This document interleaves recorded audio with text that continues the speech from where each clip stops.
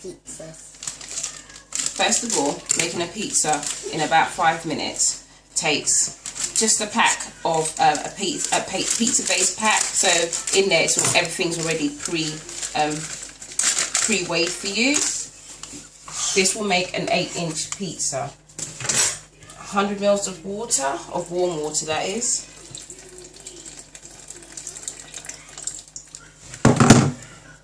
And using a fork, you just need to stir it in and mix. I tend to use a fork so that the dough doesn't stick to my fingers, because dough can be pretty sticky. So mix it until things are pretty much sticking together, and then I tend to just flour my hands a little bit and give it a good knead.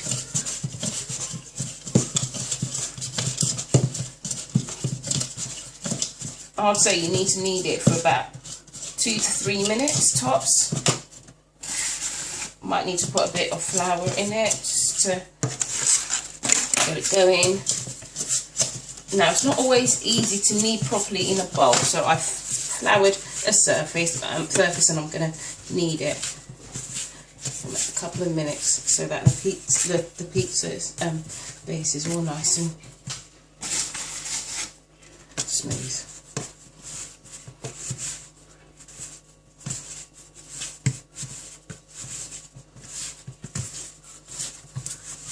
This is one of the easiest ways to make your children nice healthy pizza. Pizza doesn't have to be ordered. It doesn't need to take the 45 minutes to order it and bring it in. And it won't cost you the same price it will cost you to order a pizza in. Can feed the kids for pretty much £3. Okay. As you can see, it is quite smooth. So what I'm going to do is I'm going to leave it for about 10 to 15 minutes in a warm place to just double in size. As you can see, the dough is pretty elastic, but it's got to have to double in size to be a bit more elastic.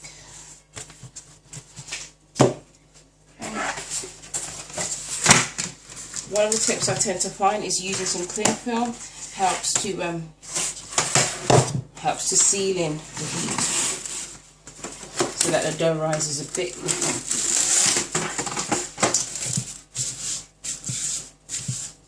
Okay.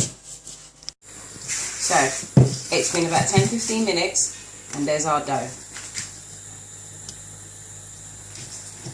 So I'm going to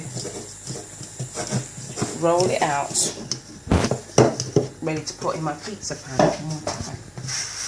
So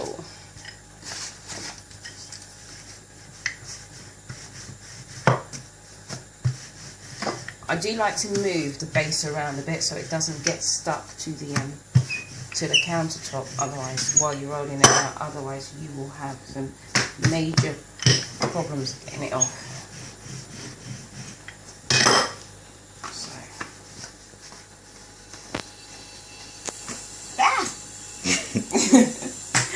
I did try an experiment there. Wasn't probably the cleverest idea. But you know what I'm trying to do. Just expand it out a bit. And then I've got one of these pizza pans, so I'm going to kind of line it a little bit, like so.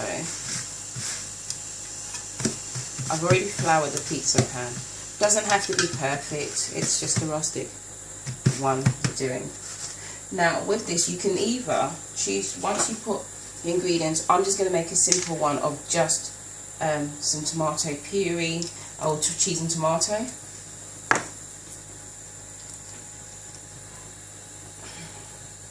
Now the thing to note is I'm spreading the tomato puree on my base. Be warned, kids like to just kind of slap and dash it on. But as I told my little one today, show your food some love, because it will taste even better. Okay. And now the fun begins, because now you can choose to put any kind of topping you want. I've got very simple people. They just pretty much like the cheese and tomato. So I'm just going to grate the cheese onto it. But you can decide to put chicken, you can put sweet corn, mushrooms, whatever you really, really want. You can do with your pizza.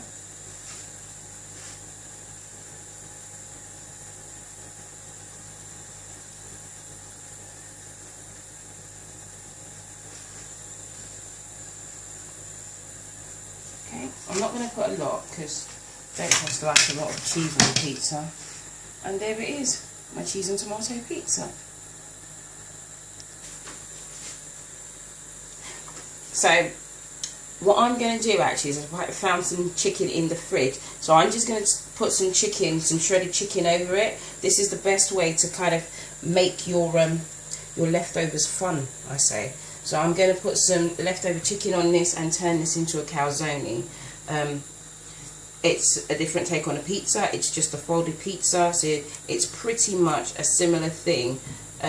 But you know, if you just wanted to stop at just having a pizza like I showed you, you can do that. So you've got your calzone. I tend to like to just put a bit of cheese on top when it's when I've put an extra topping, just so that it can kind of gel together a bit better. So all you do is you just wrap it around, you twist this bit here, the ends,